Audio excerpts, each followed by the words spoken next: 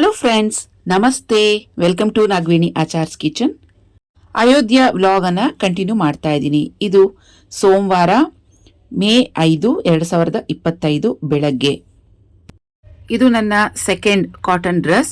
ಸ್ವಲ್ಪ 1 inch loose ಇಟ್ಟಿದ್ದೀನಿ, ಯಾಕಂದ್ರೆ ಕಾಟನ್ ಡ್ರೆಸ್ ಆಗಿರೋದ್ರಿಂದ ನೀರ್ಗೆ ಹಾಕಿದ ತಕ್ಷಣ ಶ್ರಿಂಕ್ ಆಗ್ಬೋದೇನೋ ಅಂತ 1 ಇಂಚ್ ಲೂಸ್ ಇಟ್ಟು ಸ್ಟಿಚ್ ಮಾಡಿದ್ದೀನಿ. ಡ್ರೆಸ್ ಎಲ್ಲ ಪರ್ಫೆಕ್ಟ್ ಆಗಿ ಬಂದಿದೆ. ಬೆಳಗ್ಗೆ ಈಗ 10 ಗಂಟೆ ಆಗಿದೆ. ನಮ್ಮ ರೂಮಿಂದ ಹೋಟೆಲ್ಗೆ 500 ಮೀಟರ್ ಅಷ್ಟೇ.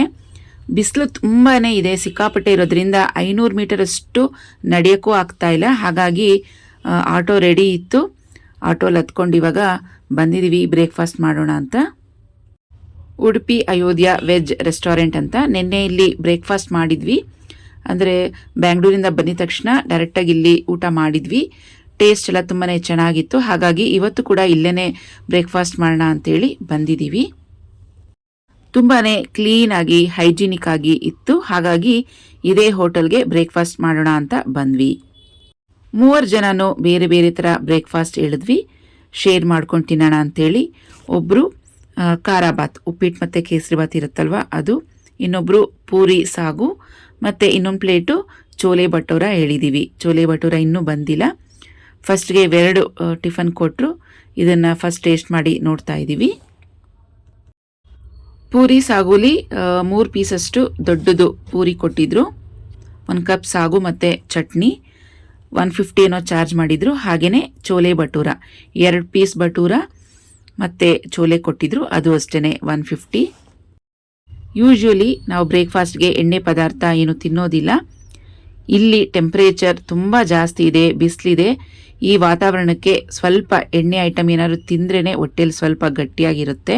ಸಾಫ್ಟ್ ಆಗಿರೋಂಥದ್ದು ಏನಾದ್ರು ತಿಂದರೆ ಬೇಗನೆ ಹಶ್ವಾಗುತ್ತೆ. ಹಾಗಾಗಿ ಪೂರಿ ಮತ್ತು ಭಟೂರನೇ ತಗೊಂಡಿದ್ದೀವಿ. ಭಟೂರನೂ ತುಂಬಾ ಚೆನ್ನಾಗಿತ್ತು. ನಾವು ಸ್ಟೇ ಆಗಿದ್ದಂಥ ಮಹಾದೇವ್ ಹೋಮ್ ಸ್ಟೇನವರು ಈ ವಿಸಿಟಿಂಗ್ ಪ್ಲೇಸಸ್ದು ಕಾರ್ಡ್ ಕೊಟ್ಟಿದ್ದಾರೆ. ಅಂದರೆ ಯಾವ್ಯಾವ ಪ್ಲೇಸಸ್ ಇದೆ ನೋಡ್ಬೋದು, ಎಷ್ಟು ಕಿಲೋಮೀಟರ್ ಇದೆ ಅಂತ ನೋಡಿಕೊಂಡು ಹೋಗೋದಕ್ಕೆ ಹೆಲ್ಪ್ ಆಗುತ್ತೆ ಅಂಥೇಳಿ ಆ ಕಾರ್ಡನ್ನು ನೋಡಿಕೊಂಡು ನಾವು ಪ್ಲೇಸಸನ್ನು ಇವಾಗ ನೋಡೋದಕ್ಕೆ ಹೋಗ್ತಿದ್ದೀವಿ.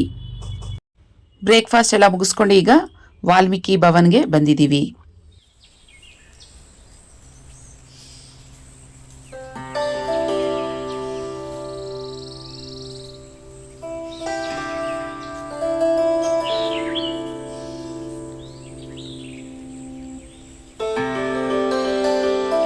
ವಾಲ್ಮೀಕಿ ಭವನ್ಗೆ ಎಂಟರ್ ಆಗಿದ ತಕ್ಷಣನೇ ಒಂದು ಒಳ್ಳೆ ವೈಬ್ಸ್ ಬರುತ್ತೆ, ಪಾಸಿಟಿವ್ ವೈಬ್ಸ್ ಬರುತ್ತೆ. ತುಂಬಾನೇ ವಿಶಾಲವಾಗಿದೆ ನೋಡೋದಕ್ಕೆ. ವಾಲ್ಮೀಕಿ ಭವನ್ ಎಂಟರ್ ಆಗ್ತಿದ್ದಂಗೆ ರೈಟ್ ಸೈಡಲ್ಲಿ ನಮಗೆ ರಾಮನಾಮ, ರಾಮಕೋಟಿ ಬರೆದಿರುವಂಥದ್ದು ಬುಕ್ಸ್ಗಳೆಲ್ಲ ಸಿಗುತ್ತೆ, ಅಲ್ಲಿ ಇಟ್ಟಿರ್ತಾರೆ. ನೋಡಿ ಎಷ್ಟು ವಿಶಾಲವಾಗಿದೆ. ವಾಲ್ಮೀಕಿ ಭಾರತದ ಆದಿ ಕವಿ ಅಂತ ಹೇಳ್ತೀವಿ. ಇಲ್ಲಿ ಲವ, ಕುಶ, ವಾಲ್ಮೀಕಿ ಅವರ ವಿಗ್ರಹಗಳನ್ನು ಇಟ್ಟು ಪೂಜಿಸ್ತಾರೆ. ರಾಮಾಯಣದ 24,000 ಶ್ಲೋಕಗಳಿವೆ. ಅವೆಲ್ಲ ವಾಲ್ಮೀಕಿಯವರೇ ಬರೆದಿರುವಂಥದ್ದು. ಈ ಎಲ್ಲ ಶ್ಲೋಕಗಳನ್ನು ಈ ಭವನದಲ್ಲಿ ಗೋಡೆ ಮೇಲೆ ಈ ರೀತಿಯಾಗಿ ಕೆತ್ತನೆ ಮಾಡಿರ್ತಾರೆ, ನಾವು ನೋಡ್ಬೋದು. ಫುಲ್ ಹಾಲ್ ತುಂಬ ನಮ್ಗಿವಾಗ 24,000 ಶ್ಲೋಕಗಳನ್ನು ನೋಡ್ಬೋದು. ನಾವೀಗ ನೋಡ್ತಿರೋಂಥದ್ದು ವಾಲ್ಮೀಕಿ, ಲವ, ಕುಶ. ಈ ದೇವಸ್ಥಾನದಲ್ಲಿ ಕೂತಿರೋಂಥವರು ಸೇಮ್ ವಾಲ್ಮೀಕಿ ಥರನೇ ಇದ್ದಾರೆ ಅಂತ ನಮ್ಮ ಪ್ರೀತಮ್ ಹೇಳ್ತಿದ್ದ.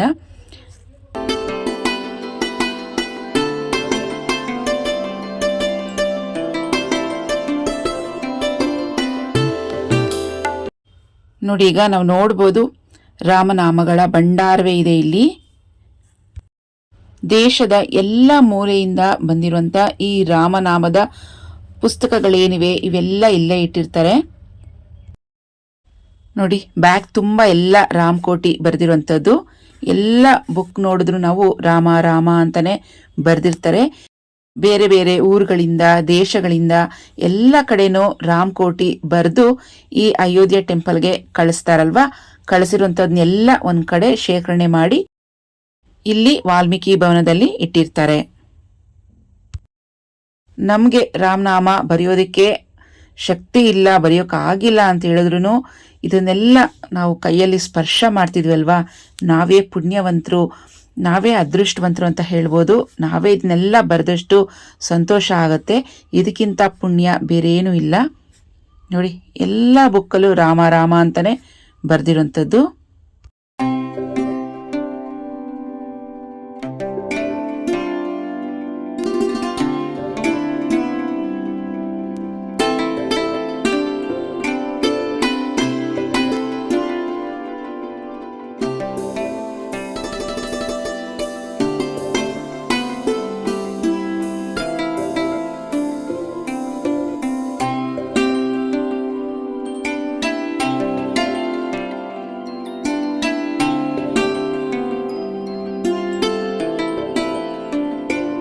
ವಾಲ್ಮೀಕಿ ಭವನದ ಎದುರುಗಡೆನೆ ಇನ್ನ ಒಂದು ಭವನ ದೇವಸ್ಥಾನ ಇತ್ತು, ಅಲ್ಲೂ ಕೂಡ ಹೋಗಿದ್ವಿ. ಅಲ್ಲಿ ರಾಮ, ಸೀತಾ, ಲಕ್ಷ್ಮಣ, ಭರತ, ಶತ್ರುಘ್ನ ಎಲ್ಲರ ವಿಗ್ರಹಗಳು ಇಲ್ಲಿಟ್ಟು ಪೂಜಿಸಿದ್ರು. ಹಾಗೆಯೇ ಹನುಮಾನ್ಜಿಯವರ ವಿಗ್ರಹ ಕೂಡ ಇದೆ. ಇಲ್ಲಿ ಕೂತಿದಂಥ ಭಕ್ತಾದಿಗಳಿಗೆ ಪ್ರಸಾದ ಹಂಚ್ತಾ ಇದ್ರು. ಇವರೆಲ್ಲ ಶ್ಲೋಕಗಳನ್ನು ಪಠನೆ ಮಾಡ್ತಾ ಇದ್ರು. ಇವ್ರಿಗೆ ಮೊದಲಿಗೆ ಪ್ರಸಾದ ಕೊಟ್ಟು ಆಮೇಲೆ ಬಂದಂಥ ಭಕ್ತಾದಿಗಳಿಗೆ ಕೊಡ್ತಾ ಇದ್ರು.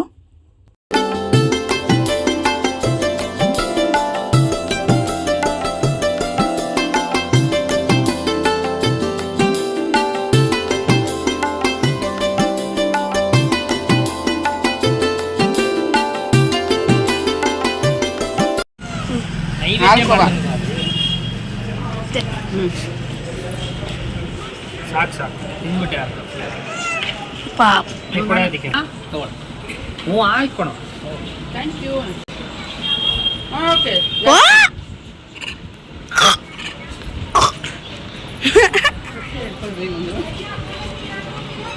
ಎತ್ಕೋ ಬೇಗ. ಅಷ್ಟು ನೋಡ್ತದೆ ಓಲಿ ಎತ್ಕೊಂಬಂದ ಬೀಳ್ಸಿದ್ದಾನೆ ಅಲ್ಲೇ.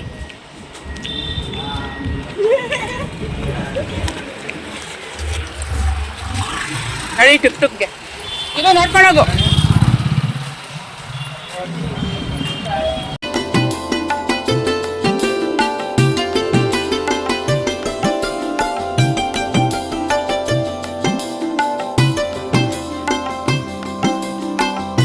ನಾವೀಗ ನಾಗೇಶ್ವರನಾಥ್ ಟೆಂಪಲ್ಗೆ ಬಂದಿದ್ದೀವಿ. ಇವತ್ತು ಸೋಮವಾರ ಆಗಿರೋದ್ರಿಂದ ಶಿವನ ದರ್ಶನ ಸಿಕ್ಕಿದ್ದು ನಮಗೆ ತುಂಬಾನೇ ಭಾಗ್ಯ ಅಂತ ಹೇಳ್ಬೋದು. ನಾಗೇಶ್ವರನಾಥಲ್ಲಿ ನೀರು ಹರಿತಾ ಇದೆ. ನೀರು ತುಂಬಾನೇ ಕ್ಲೀನ್ ಆಗಿ ಚೆನ್ನಾಗಿದೆ. ತುಂಬ ಜನ ಇಲ್ಲಿ ಸ್ನಾನ ಮಾಡ್ತಾ ಇದ್ರು. ಸರಿಯೂ ನದಿಯಲ್ಲಿ ಸ್ನಾನ ಮಾಡೋರು ತುಂಬ ಕಮ್ಮಿ ಇದ್ರು. ಆದರೆ ಈ ನೀರಲ್ಲಿ, ಈ ನದಿಲಿ ತುಂಬ ಜನ ಸ್ನಾನ ಮಾಡ್ತಾ ಇದ್ರು. ತುಂಬ ಕ್ಲೀನಾಗಿ ತುಂಬ ಚೆನ್ನಾಗಿತ್ತು. ಈಗ ಟೈಮ್ 12:15 1 ಗಂಟೆಗೆ ಕ್ಲೋಸ್ ಆಗುತ್ತೆ, 1 ಅವರ್ವರೆಗೂ ಅಂತ ಹೇಳಿದ್ರು. ಹಾಗಾಗಿ ಲಾಸ್ಟ್ 15 ಮಿನಿಟ್ಸ್ ಇದೆ ಅಷ್ಟೇ, ದರ್ಶನ ಮಾಡ್ಕೊಳ್ಳೋಣ. ಇಲ್ಲಾಂದರೆ ಮತ್ತೆ ನೆಕ್ಸ್ಟ್ 1 ಅವರ್ವರೆಗೂ ವೇಟ್ ಮಾಡಬೇಕು ಅಂತ ಹೇಳಿ ಬೇಗ ಬೇಗ ಹೋಗ್ತಾ ಇದ್ದೀವಿ. ಇವತ್ತು ಟ್ರೈನ್ ಟಿಕೆಟ್ಸ್ ಬುಕ್ ಆಗಿದೆ. ಮಧ್ಯಾಹ್ನ 2:45ಗೆ ಪ್ರಯಾಗ್ರಾಜ್ಗೆ ಮಾಡಿದ್ದೀವಿ. ಟ್ರೈನ್ಗೂ ಕೂಡ ಟೈಮ್ ಆಗಿಬಿಡುತ್ತೆ. ಅಷ್ಟರಲ್ಲಿ ಇಲ್ಲಿ ನೋಡುವಂಥ ಪ್ಲೇಸಸ್ ಏನೇನಿದೆ ಇದೆಲ್ಲ ಕವರ್ ಮಾಡಿಬಿಡೋಣ ಅಂತೇಳಿ ಬೇಗ ಬೇಗ ನೋಡ್ತಾ ಇದ್ದೀವಿ. ನಾವೀಗ ದರ್ಶನ ಮಾಡ್ತಿರೋಂಥದ್ದು ನಾಗೇಶ್ವರನಾಥ್.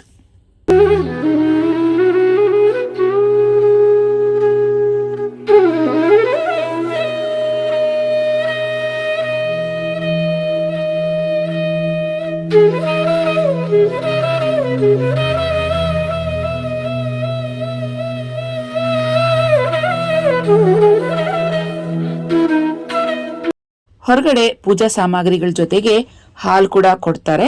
ತಗೊಂಡು ಬಂದು ಒಳಗಿರುವಂತ ನಾಗೇಶ್ವರನಾಥ್ ಲಿಂಗದ ಮೇಲೆ ಹಾಕಿ ಭಕ್ತಾದಿಗಳು ಪೂಜೆಯನ್ನ ಸಲ್ಲಿಸ್ತಾರೆ. ಹಾಗೇನೆ ಹೊರಗಡೆ ಲಿಂಗ, ನಂದಿ, ಗಣೇಶ ಈ ಥರ ಎಲ್ಲ ವಿಗ್ರಹಗಳನ್ನು ಇಟ್ಟಿರ್ತಾರೆ. ಅಲ್ಲಿಗೂ ಸಹ ನಾವು ನೀರಿನ ಅಭಿಷೇಕ ಮಾಡಬಹುದು. ನೀರು ಅಲ್ಲೇ ಬರ್ತಾ ಇರುತ್ತೆ. ಅಭಿಷೇಕ ಮಾಡೋದಕ್ಕೆ ಅಂತ ಈ ಥರ ಚೊಂಬು ಕೂಡ ಅಲ್ಲೇ ಇಟ್ಟಿರ್ತಾರೆ. ಅದರಲ್ಲಿ ನೀರನ್ನ ಇಟ್ಕೊಂಡು ಬಂದು ಈ ರೀತಿಯಾಗಿ ಎಲ್ಲ ವಿಗ್ರಹಗಳ ಮೇಲೂ ಅಭಿಷೇಕವನ್ನ ಮಾಡಬೇಕು.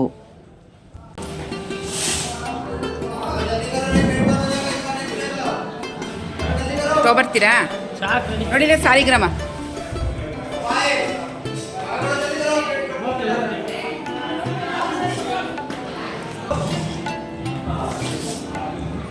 ದರ್ಶನ ತುಂಬ ಚೆನ್ನಾಗಾಯಿತು.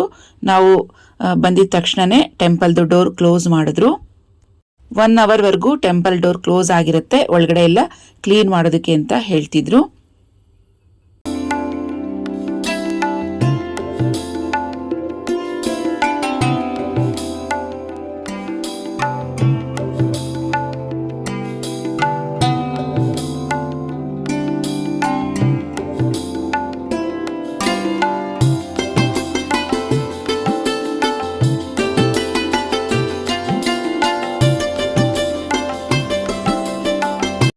ನೆಕ್ಸ್ಟ್ ನಾವು ಲತಾ ಚೌಕ್ಗೆ ಬಂದಿದ್ದೀವಿ.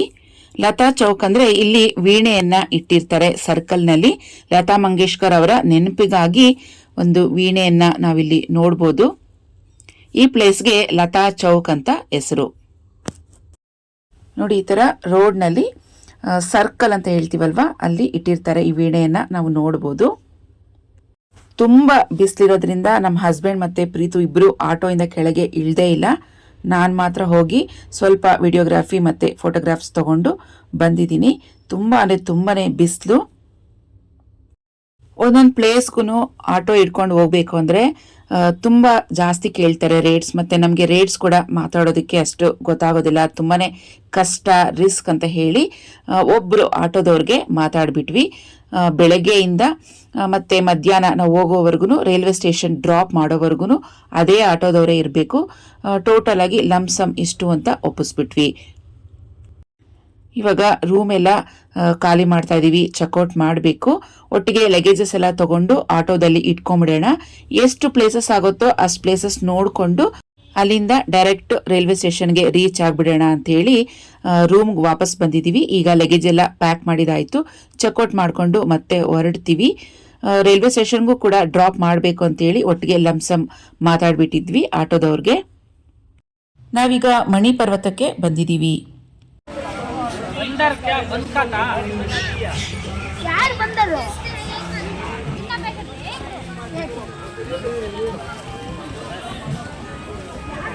ಆ ಕಡೆ ತಿರ್ಕೊಂಡು ಹುಡುಗಿ ಕೊಡು, ಬಿಚ್ಕೊಡು ಕೊಡೋ ಪಾಪ, ಕಾಯಿ ಕಾಲೆಲ್ಲ ಇಟ್ಕೊಂತ ಬರೋ ಕೊಡ. ಮರಿಗಳು ಕೊಡು ಫಸ್ಟ್. ಈ ಕಡೆಗೆ ಹಾಕ್ರಿ, ಅವ್ರ ಅಂಗಡಿಗೆ ತೊಂದರೆ ಆಗತ್ತೆ. ಈ ಮಣಿ ಪರ್ವತ ಅಯೋಧ್ಯ ಜಂಕ್ಷನ್ ಇಂದ ಸುಮಾರು 3 ಕಿಲೋಮೀಟರ್ ದೂರದಲ್ಲಿರುತ್ತೆ. ಅಯೋಧ್ಯೆಯಲ್ಲಿ ಭೇಟಿ ಕೊಡುವಂತ ಇನ್ನೊಂದು ಜನಪ್ರಿಯ ಧಾರ್ಮಿಕ ಕ್ಷೇತ್ರ ಈ ಮಣಿ ಪರ್ವತ. ಈ ಮಣಿ ಪರ್ವತ ಸಮುದ್ರ ಮಟ್ಟದಿಂದ ಸುಮಾರು 65 ಅಡಿ ಎತ್ತರದಲ್ಲಿ ಇರುತ್ತೆ. ಈ ಮಣಿ ಪರ್ವತದಲ್ಲಿ ಗೌತಮ ಬುದ್ಧರು ಸುಮಾರು 6 ವರ್ಷಗಳ ಕಾಲ ತಮ್ಮ ಧರ್ಮವನ್ನ ಬೋಧನೆ ಮಾಡ್ತಾ ಇಲ್ಲೇ ಇದ್ರು ಅಂತ ಒಂದು ಅಪಾರ ನಂಬಿಕೆ ಕೂಡ ಇದೆ. ಸಂಜೀವಿನಿ ಪರ್ವತವನ್ನ ಹನುಮಂತ ಲಕ್ಷ್ಮಣನ ಪ್ರಾಣ ಕಾಪಾಡೋದಕ್ಕೆ ಅಂತ ತಗೊಂಡು ಹೋಗಿರ್ತಾನೆ. ಈ ಮಣಿ ಪರ್ವತ ಆ ಸಂಜೀವಿನಿ ಬೆಟ್ಟದ ಒಂದು ಭಾಗ ಅಂತ ಕೂಡ ಹೇಳ್ಬೋದು. ಈ ಮಣಿ ಪರ್ವತ ಬೆಳಿಗ್ಗೆ 6 ಗಂಟೆಯಿಂದ ಸಂಜೆ 6 ಗಂಟೆವರೆಗೂ ಓಪನ್ ಆಗಿರುತ್ತೆ. ಇಲ್ಲಿ ರಾಮ, ಲಕ್ಷ್ಮಣ, ಸೀತೆ ಮತ್ತೆ ಮಣಿರಾಜನ ವಿಗ್ರಹಗಳನ್ನ ನೋಡ್ಬೋದು.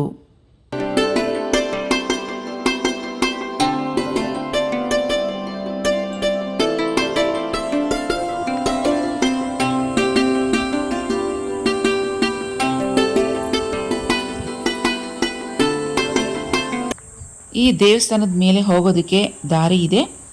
ಆ ಮೆಟ್ಲನ್ನು ಹತ್ಕೊಂಡು ಹೋದರೆ ಈ ರೀತಿಯಾಗಿ ಒಂದು ಪ್ಲೇಸ್ ಸಿಗುತ್ತೆ.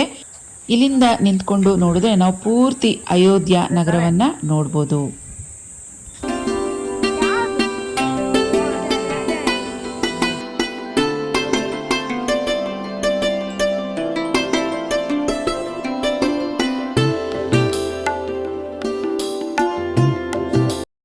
ನಾವೀಗ ಸೂರ್ಯ ಕುಂಡ ದೇವಸ್ಥಾನಕ್ಕೆ ಬಂದಿದ್ದೀವಿ. ನಾವಿಲ್ಲಿ ಸೂರ್ಯ ದೇವರನ್ನ ದರ್ಶನ ಮಾಡಬಹುದು. ರಾಮನವಮಿಯ ಮಧ್ಯಾಹ್ನ 12 ಗಂಟೆಯಿಂದ 3:35 ನಿಮಿಷದವರೆಗಿನ ಬೆಳಕಿನ ಕಿರಣ ರಾಮ್ಲಾಲ ವಿಗ್ರಹದ ಹಣೆಯ ಭಾಗವನ್ನ ಸ್ಪರ್ಶಿಸಿತ್ತು. ಕನ್ನಡಿಗಳು ಮತ್ತು ಲೆನ್ಸ್ಗಳ ಸಹಾಯದಿಂದ ಈ ವಿದ್ಯಮಾನ ನಡೆಯುವಂತೆ ಮಾಡಲಾಗಿದೆ. ಕನ್ನಡಿಗಳು ಮತ್ತು ಲೆನ್ಸ್ಗಳನ್ನು ಒಳಗೊಂಡ ಉಪಕರಣವನ್ನು ವಿಜ್ಞಾನಿಗಳು ತಯಾರಿಸಿದ್ದು ಇದಕ್ಕೆ ಸೂರ್ಯ ತಿಲಕ ಕಾರ್ಯವಿಧಾನ ಎಂದು ಹೆಸರಿಸಲಾಗಿದೆ. ಸೀತಾಮಾತೆಗೆ ತಂಪಾದ ನೀರನ್ನು ಒದಗಿಸಲು ಈ ಕುಂಡ ಲಕ್ಷ್ಮಣನಿಂದ ನಿರ್ಮಿಸಲ್ಪಟ್ಟಿದೆ ಎಂದು ಒಂದು ಅಪಾರ ನಂಬಿಕೆ ಇದೆ. ಈ ಕುಂಡದಲ್ಲಿ ಸ್ನಾನ ಮಾಡಿದ್ರೆ ಅನೇಕ ಕಾಯಿಲೆಗಳನ್ನು ವಾಸಿ ಮಾಡುವಂಥ ಶಕ್ತಿ ಹೊಂದಿದೆ. ಈ ತೀರ್ಥಕ್ಕೆ ಗೋಶರಕ್ ತೀರ್ಥ ಅಂತ ಕರೀತಾರೆ. ಒಂದ್ಸಲ ರಾಜ ಘೋಷ್ ಅನ್ನೋನ್ಗೆ ಸಿಕ್ಕಾಪಟ್ಟೆ ಕಾಯಿಲೆಗಳಿರುತ್ತೆ. ಈ ತೀರ್ಥದಲ್ಲಿ ಸ್ನಾನ ಮಾಡಿದ್ಮೇಲೆ ಅವನಿಗೆ ಇರುವಂಥ ಎಲ್ಲ ಕಾಯಿಲೆಗಳು ವಾಸಿಯಾಗುತ್ತೆ. ಅವತ್ತಿನಿಂದ ಇವತ್ತಿನವರೆಗೂ ಇದಕ್ಕೆ ಗೋಶರಕ್ ತೀರ್ಥ ಅಂತಲೂ ಕರೀತಾರೆ. ಇಲ್ಲಿ ಸೂರ್ಯದೇವನ ವಿಗ್ರಹಗಳು, ಆತನ ಮಕ್ಕಳು ಹಾಗೆ ಯಮುನಾ ದೇವಿಯ ವಿಗ್ರಹ ಕೂಡ ನಾವಿಲ್ಲಿ ನೋಡ್ಬೋದು.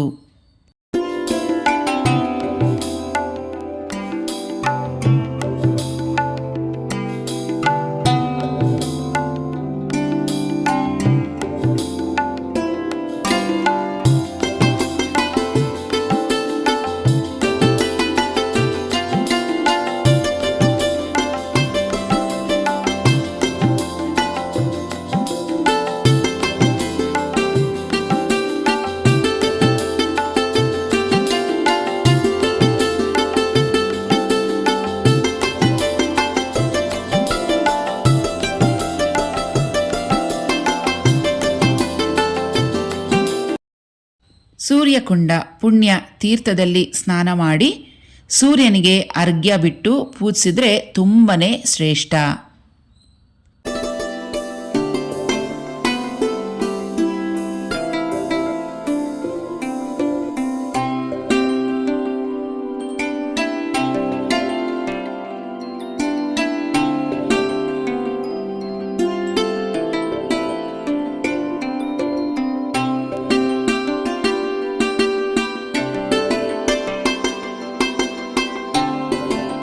ಪಕ್ಕದಲ್ಲಿ ಸೂರ್ಯದೇವನ ಮಕ್ಕಳು, ಶನೀಶ್ವರ ಸ್ವಾಮಿ, ಆಂಜನೇಯ ಸ್ವಾಮಿ ಎಲ್ಲರ ದರ್ಶನವನ್ನು ಮಾಡಿಕೊಂಡು ಈಗ ಹೊರಟ್ವಿ.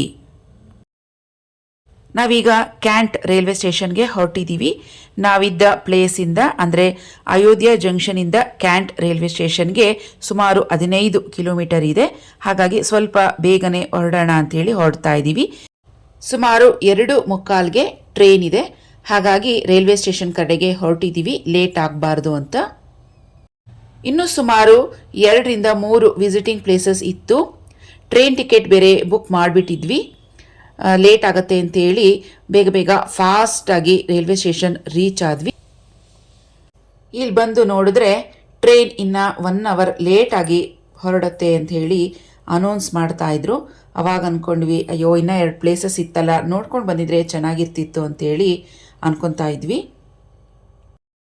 ಫ್ಲೈಟ್ ಟಿಕೆಟ್ಸ್ ಎಲ್ಲ ಬುಕ್ ಮಾಡೋವಾಗ್ಲೇ ನಾವು ಟ್ರೈನ್ ಟಿಕೆಟ್ ಕೂಡ ಬುಕ್ ಮಾಡಿದ್ವಿ.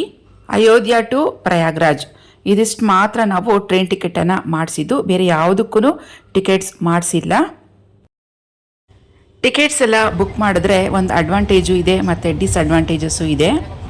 ಟಿಕೆಟ್ಸ್ ಬುಕ್ ಮಾಡಿಸಿದ್ದಕ್ಕೆ ನಮಗೆ ಸೀಟ್ ಸಿಕ್ತು, ಆರಾಮಾಗಿ ಕೂತ್ಕೊಂಡು ಅಯೋಧ್ಯ ಟು ಈಗ ಪ್ರಯಾಗ್ರಾಜ್ಗೆ ಹೋಗ್ತಾ ಇದ್ದೀವಿ. ಇದು ಅಡ್ವಾಂಟೇಜ್ ಅಂತ ಹೇಳ್ಬೋದು.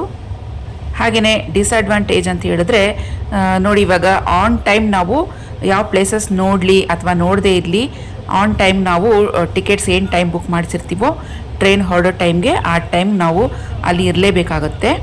ಸ್ಮಾರ್ಟ್ ಟಿಕೆಟ್ ಬುಕ್ ಮಾಡಿಸಿರಲಿಲ್ಲ ಅಂತ ಹೇಳಿದ್ರೆ ಇವತ್ತೆಲ್ಲ ಇನ್ನು ಉಳಿದಿರೋಂಥ ಪ್ಲೇಸಸ್ ಎಲ್ಲ ನೋಡಿ ನಾಳೆ ಬೆಳಗ್ಗೆ ನಾವು ಪ್ರಯಾಗ್ರಾಜ್ಗೆ ಹೊರಡ್ಬೋದಾಗಿತ್ತು.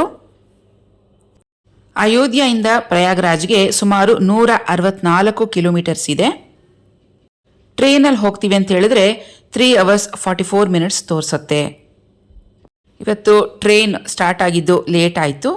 2:45ಗೆ ಇದ್ದಿದ್ದ ಟ್ರೈನು 4:10ಗೆ ಮೂವ್ ಆಯಿತು. ಹಾಗಾಗಿ ಎಲ್ಲ ಟೈಮಿಂಗ್ಸು ಸ್ವಲ್ಪ ಗಡಿಬಿಡಿ ಆಗಿದೆ. ಆಲ್ಮೋಸ್ಟ್ ನಾವು ಪ್ರಯಾಗ್ರಾಜ್ಗೆ ಬಂದಿದ್ದೀವಿ. ಪ್ರಯಾಗ್ರಾಜಲ್ಲಿ 2 ಸ್ಟೇಷನ್ ಇದೆ. ಮೊದಲಿಗೆ ಬರುವಂಥ ಸ್ಟೇಷನಲ್ಲಿ ಇಳಿಬಾರ್ದು.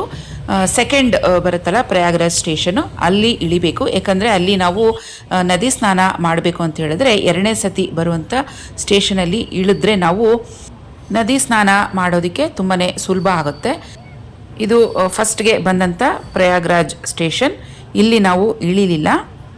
ಸಿವಿಲ್ ಸ್ಟೇಷನ್ ಅಂತ ಏನೋ ಹೇಳ್ತಾರೆ. ಆ ಸ್ಟೇಷನಲ್ಲಿ ಇಳಿದ್ರೆ ನಾವು ನದಿ ಸ್ನಾನ ಮಾಡೋದಕ್ಕೆ, ರೂಮ್ಸ್ ಮಾಡೋದಕ್ಕೆ, ಶಾಪಿಂಗ್ ಮಾಡೋದಕ್ಕೆ ಮತ್ತು ಬೇರೆ ಎಲ್ಲ ಪ್ಲೇಸಸ್ ಎಲ್ಲ ನೋಡೋದಕ್ಕೆ ತುಂಬಾ ಸುಲಭ ಆಗುತ್ತೆ. ಇಲ್ಲಾಂದರೆ daily 12 kilometres up and down ಮಾಡಬೇಕಾಗುತ್ತೆ ಈ ಪ್ಲೇಸಸ್ ಎಲ್ಲ ನೋಡೋದಕ್ಕೆ.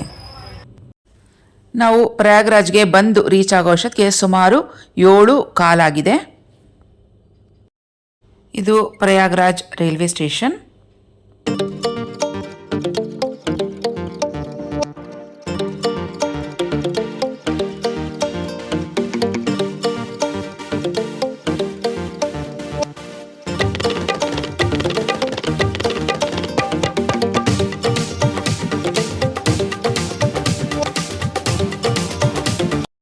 ನಾವು ಸ್ಟೇಷನ್ ಇಳಿದ ತಕ್ಷಣವೇ ಯಾವ ರೂಮ್ ಮಾಡಬೇಕಪ್ಪ, ರೂಮ್ ಎಲ್ಲಿದೆ ಹುಡ್ಕೋದು ಅನ್ನೋ ಟೆನ್ಷನೇ ಬೇಡ. ಆಟೋದವರೆಲ್ಲ ಫುಲ್ ಬಂದು ಸುತ್ತಲೂ ನಿಂತ್ಕೊಂಡ್ಬಿಟ್ಟಿರ್ತಾರೆ. ನಮ್ಮ ಆಟೋಗೆ ಬನ್ನಿ, ನಾವು ಕರ್ಕೊಂಡೋಗ್ತೀವಿ ಅಂತೇಳಿ. ಸೊ ಅದರಲ್ಲಿ ಯಾವುದೋ ಒಂದು ಆಟೋನ ಸೆಲೆಕ್ಟ್ ಮಾಡ್ಕೊಂಡು ಹೋದರೆ ಸಾಕು. ಅವರೊಂದು 2-3 ಥರದ್ದು ಹೋಮ್ ಸ್ಟೇಗಳನ್ನ ತೋರಿಸ್ತಾರೆ. ಅದರಲ್ಲಿ ಯಾವ್ದು ಬೇಕೋ ನಾವು ಸೆಲೆಕ್ಟ್ ಮಾಡ್ಕೋಬೋದು. ಆಟೋದವ್ರ ಕಡೆಯಿಂದ ಹೋದರೆ ಒಂದು 100 ರೂಪೀಸ್ ಅಥವಾ 200 ರೂಪೀಸ್ ರೂಮ್ ಚಾರ್ಜಸ್ ಜಾಸ್ತಿ ಆಗ್ಬೋದು. ಆದ್ರೂ ಒಳ್ಳೆ ರೂಮ್ಸ್ ತೋರಿಸ್ತಾರೆ. ಬನ್ನಿ ಪ್ರಯಾಗ್ರಾಜ್ ಸಿಟಿ ನೋಡೋಣ.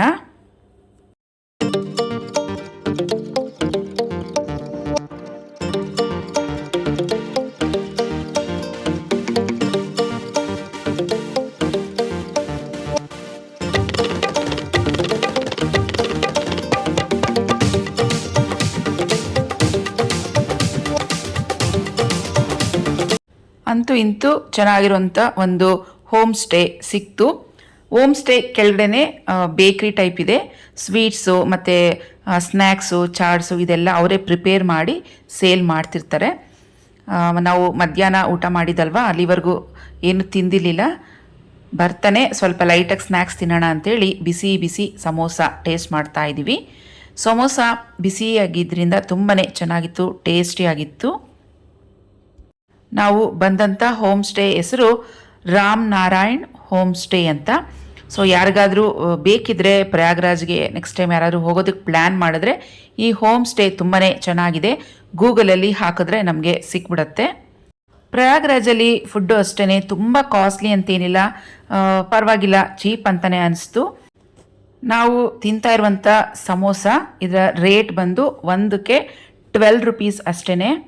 ಟೇಸ್ಟ್ ಮಾತ್ರ ತುಂಬ ಚೆನ್ನಾಗಿದೆ. ಹಾಗೆ ತುಂಬ ಕ್ಲೀನಾಗಿ ಹೈಜಿನಿಕ್ ಆಗಿ ಮಾಡ್ತಾಯಿದ್ರು. ತುಂಬ ಕ್ಲೀನಾಗಿ ಮಾಡಿದರೆ ಮಾತ್ರ ನಾವು ಅದನ್ನು ತಿಂತೀವಿ. ಸೊ ಬರ್ತಾನೆ ಸಮೋಸ ತಿಂದಿದ್ದಾಯಿತು. ಈಗಷ್ಟೇ ರೂಮ್ಗೆ ಎಂಟ್ರಿ ಕೊಡ್ತಾ ಇದ್ದೀವಿ. ರೂಮು ಅಷ್ಟೇ ಪರವಾಗಿಲ್ಲ, ಓಕೆ ಚೆನ್ನಾಗಿದೆ ಅನ್ನಿಸ್ತು. 2 ಅಥವಾ 3 ಜನಕ್ಕೆ ಓಕೆ, 4 ಮೆಂಬರ್ಸ್ಗಾದರೆ ಆಗೋದಿಲ್ಲ. ಈ ರೂಮ್ ನಮಗೆ 1200ಗೆ ಹಾಕ್ಕೊಟ್ರು. ಸ್ಟಾರ್ಟಿಂಗ್ ಬಂದಾಗ 1800 ಅಂತ ಹೇಳಿದ್ರು. ನಾವು 2 ಡೇಸ್ ಇರ್ತೀವಿ ಅಂತ ಹೇಳಿದ್ದಕ್ಕೆ 1200 ಹಾಕಿ ಕೊಟ್ಟಿದ್ದಾರೆ. ಪರವಾಗಿಲ್ಲ, ವರ್ತ್ ಅನಿಸ್ತು. ಫ್ರೆಶ್ ಅಪ್ ಆಗಿ ಬಂದ್ವಿ ಕೆಳಗಡೆ. ಊಟ ಮಾಡ್ಕೊಂಡು ಬಂದ್ಬಿಡೋಣ, ಲೇಟ್ ಆಗಿದೆ, ಇಲ್ಲೆಲ್ಲ ಕ್ಲೋಸ್ ಆಗಿಬಿಡುತ್ತೆ ಹೋಟೆಲ್ಸ್ ಅಂತ ಹೇಳಿ ಕೆಳಗಡೆ ಬರ್ತಿದ್ದಂಗೆ ಬೇಕ್ರಿಯವರು ಮತ್ತೆ ಕರೆದು ಪನ್ನೀರ್ ಇದೆ ಟೇಸ್ಟ್ ಮಾಡಿ ಅಂತ ಹೇಳಿದ್ರು. ನೋಡಿ, ಇದು ಬೌಲ್ ತುಂಬ ಪನ್ನೀರ್ ಕೊಟ್ಟಿದ್ರು. ಈ ಪನ್ನೀರ್ಗೆ ಮೇಲಿಂದ ಸಾಲ್ಟು, ಪೆಪ್ಪರು, ಚಿಲ್ಲಿ ಪೌಡರ್ ಎಲ್ಲ ಹಾಕ್ಕೊಟ್ಟಿದ್ರು. ಇದರ ರೇಟ್ ಬಂದು 30 ರೂಪೀಸ್ ಅಷ್ಟೇ. ತುಂಬಾ ಚೆನ್ನಾಗಿತ್ತು. ಪ್ಯೂರ್ ಪನ್ನೀರ್ ಅಂತ ಹೇಳ್ಬೋದು. ಸುಮಾರು 100ಇಂದ 150 ಗ್ರಾಮ್ಸ್ ಅಷ್ಟಿತ್ತು ಈ ಪನ್ನೀರ್. ರಾಮ್ ನಾರಾಯಣ್ ಹೋಮ್ ಸ್ಟೇ ಅವರೇನೆ ಒಂದು ಹೋಟೆಲನ್ನು ರೆಕಮೆಂಡ್ ಮಾಡಿದ್ರು. ಆ ಹೋಟೆಲ್ಗೆ ಈಗ ನಡ್ಕೊಂಡು ಹೋಗ್ತಾ ಇದ್ದೀವಿ ಬೈ ವಾಕ್. ಆಟೋದಲ್ಲಿ ಓಡಾಡಿ 3 ಡೇಸಿಂದ ಸಾಕಾಗ್ಬಿಟ್ಟಿದೆ. ಸ್ವಲ್ಪ ನಡೆಯೋಣ, ಕಾಲ್ಗೆ ಎಕ್ಸಸೈಸ್ ಆಗುತ್ತೆ ಅಂಥೇಳಿ ವಾಕ್ ಮಾಡ್ಕೊಂಡು ಹೋಗ್ತಾ ಇದ್ದೀವಿ. ರೆಸ್ಟೋರೆಂಟ್ಗೆ ರೀಚ್ ಆದ್ವಿ. ಪನ್ನೀರ್ ಬುರ್ಜಿಯನ್ನು ಆರ್ಡರ್ ಮಾಡಿದ್ದೀವಿ. ಯಾಕಂದರೆ ಇಲ್ಲಿ ನಾರ್ತ್ ಸೈಡ್ ಬಂದರೆ ಪನ್ನೀರ್ ತುಂಬಾ ಫೇಮಸ್ಸು. ಅದು ಬಿಟ್ಟರೆ ಆಲೂಗಡ್ಡೆ ಡೈಲಿ ತಿನ್ನೋಕ್ಕಾಗೋದಿಲ್ಲ ಅಲ್ವಾ. ಆಲೂಗಡ್ಡೆದು ಯಾವ ಐಟಮು ನಾವು ಹೇಳಿಲ್ಲ, ಬರೀ ಪನ್ನೀರ್ ಐಟಮ್ಸೇ ಹೇಳ್ತಾ ಇದ್ವಿ. ಪನ್ನೀರ್ ಬುರ್ಜಿ ಜೊತೆಗೆ ಪನ್ನೀರ್ ಬಟರ್ ಮಸಾಲ ಹೇಳಿದ್ದೀವಿ. ಹಾಗೆಯೇ ಇದ್ರ ಜೊತೆಗೆ ಪ್ಲೇನ್ ಪುಲ್ಕ, ಅದು ಗೋಧಿ ಹಿಟ್ಟಲ್ಲೇ ಮಾಡಿರೋಂಥದ್ದನ್ನೇ ಹೇಳಿದ್ವಿ. ರೋಟಿ ಅವೆಲ್ಲ ಹೇಳಿಲ್ಲ. ಅದ್ರ ಜೊತೆಗೆ ಕರ್ಡ್, ಸ್ವಲ್ಪ ಸಾಲಡ್. ನೋಡಿ, ನಾವು ಇದ್ದಷ್ಟು ದಿನ ನಾರ್ತ್ ಟೂರಲ್ಲಿ ಪ್ರತಿದಿನ ಬೆಳಗ್ಗೆ ಅಥವಾ ಮಧ್ಯಾಹ್ನ ಅಥವಾ ರಾತ್ರಿ ಯಾವುದಾದ್ರು ಒಂದು ಹೊತ್ತಿಗೆ ಮೊಸರು ಆರ್ಡರ್ ಮಾಡ್ತಿದ್ವಿ. ಮೊಸರನ್ನ ತಿಂತಿದ್ವಿ, ಹೊಟ್ಟೆ ಸ್ವಲ್ಪ ತಂಪಾಗಿಲಿ ಅಂಥೇಳಿ. ಯಾಕಂದರೆ ಇಲ್ಲಿ ಬರೀ ಮಸಾಲೆ ಐಟಮ್ಸ್ ತಿಂದು ಹೊಟ್ಟೆ ಎಲ್ಲ ಅಪ್ಸೆಟ್ ಆಗಿಬಿಟ್ಟಿತ್ತು. ಮತ್ತು ವಾಪಸ್ ನಾವಿದ್ದಂಥ ಹೋಮ್ ಸ್ಟೇಗೆ ಬಂದ್ವಿ. ಬೇಕ್ರಿಲಿ ಸಾಕಷ್ಟು ಸ್ವೀಟ್ಸ್ಗಳನ್ನು ತಯಾರಿಸಿಟ್ಟಿದ್ರು. ಜಸ್ಟ್ ನೋಡ್ತಾ ಇದ್ದೀನಿ ಅಷ್ಟೇ, ಇದರ ಹೆಸರೆಲ್ಲ ಗೊತ್ತಿಲ್ಲ, ಜಸ್ಟ್ ವಿಡಿಯೋ ಮಾಡ್ಕೊತಾ ಇದ್ದೀನಿ. ಹೆಚ್ಚಾಗಿ ಸ್ವೀಟ್ಸ್ ಎಲ್ಲನೂ ಪನ್ನೀರಲ್ಲೇ ಮಾಡಿರೋದು ಅಂತ ಅವರು ಬೇಕ್ರಿಯವ್ರು ಹೇಳ್ತಿದ್ರು. ನೋಡಿ, ಪನ್ನೀರ್ ಈ ಥರ ಇಟ್ಟಿರ್ತಾರೆ ಟ್ರೇನಲ್ಲಿ. ಒಂದು ಕಪ್ಗೆ 30 ರೂಪೀಸ್ ಹತ್ರ ಚಾರ್ಜ್ ಮಾಡ್ತಾರೆ. ಸಮೋಸ ಎಲ್ಲ ರಾತ್ರಿನೇ ಪ್ರಿಪೇರ್ ಮಾಡಿ ಇಟ್ಬಿಡ್ತಾರೆ, ಬೆಳಗ್ಗೆ ಎದ್ದು ಡೀಪ್ ಫ್ರೈ ಮಾಡ್ತಾರೆ. ಬೆಳಗ್ಗೆ 6 ಗಂಟೆಗೆ ಚಾಟ್ಸ್ ರೆಡಿ ಆಗುತ್ತೆ ಇಲ್ಲಿ. ಸೊ ಫ್ರೆಂಡ್ಸ್, ಇವಿಷ್ಟು ಅಯೋಧ್ಯ ಟು ಪ್ರಯಾಗ್ರಾಜ್ ವ್ಲಾಗ್ ಆಗಿತ್ತು. ಈ ವ್ಲಾಗನ್ನು ಇಲ್ಲಿಗೆ ಎಂಡ್ ಮಾಡ್ತಾ ಇದ್ದೀನಿ. ನಾಳಿನ ವಿಡಿಯೋದಲ್ಲಿ ಪ್ರಯಾಗ್ರಾಜ್ನ ನದಿ ಸ್ನಾನ ಪೂರ್ತಿ ವ್ಲಾಗ್ ಬರುತ್ತೆ. ಅಲ್ಲಿವರೆಗೂ ಟೇಕ್ ಕೇರ್. ಬಾಯ್ ಫ್ರೆಂಡ್ಸ್, ನಮಸ್ತೆ.